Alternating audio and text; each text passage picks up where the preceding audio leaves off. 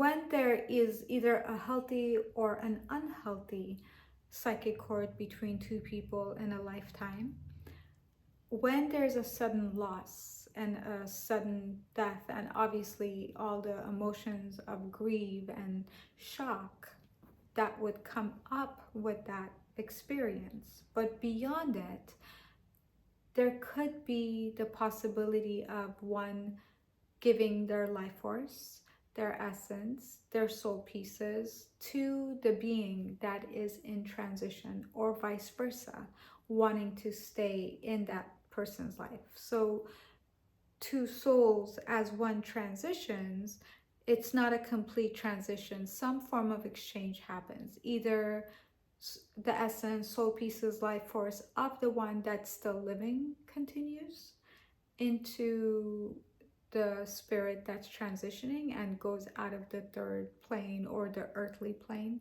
depending on where they are in vibration.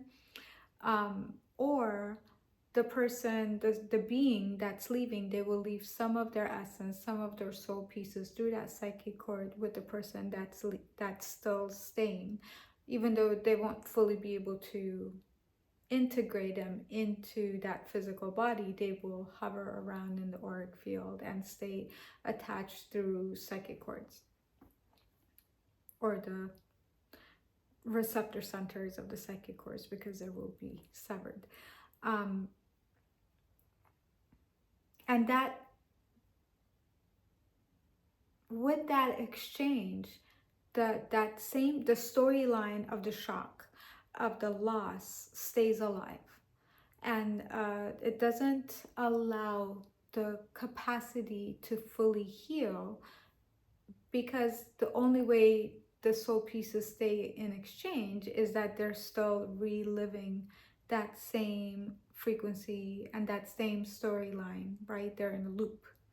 And so now that doesn't necessarily mean that soul on earth living that life doesn't continue moving on through their consciousness and they're just stuck, but it does mean a part of them stays caught in that. Now, whether that's conscious or unconscious, and that moves into the next lifetime. And in the next lifetime, what often will show up for that spirit is a deep fear of abandonment.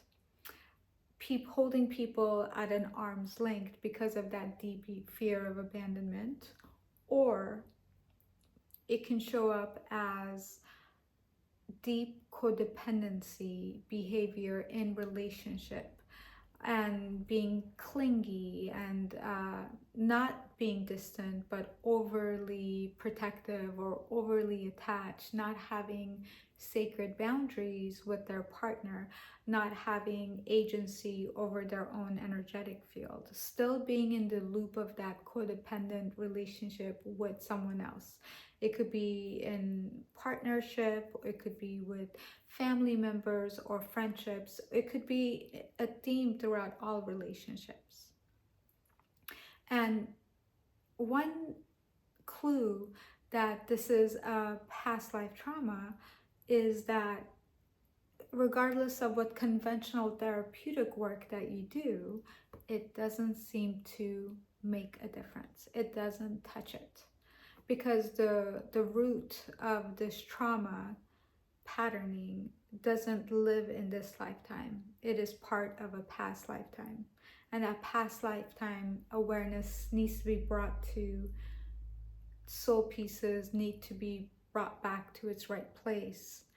Exchange needs to happen, healing needs to happen, understanding of agency over one's energy field, over one's protection, transforming sorrow, grief, coming back into love and light, and the heart opening again to oneself, to one's love that is one with the source of all love and all light, that overpours into all love, all loving relationship in the most healthiest way needs to happen.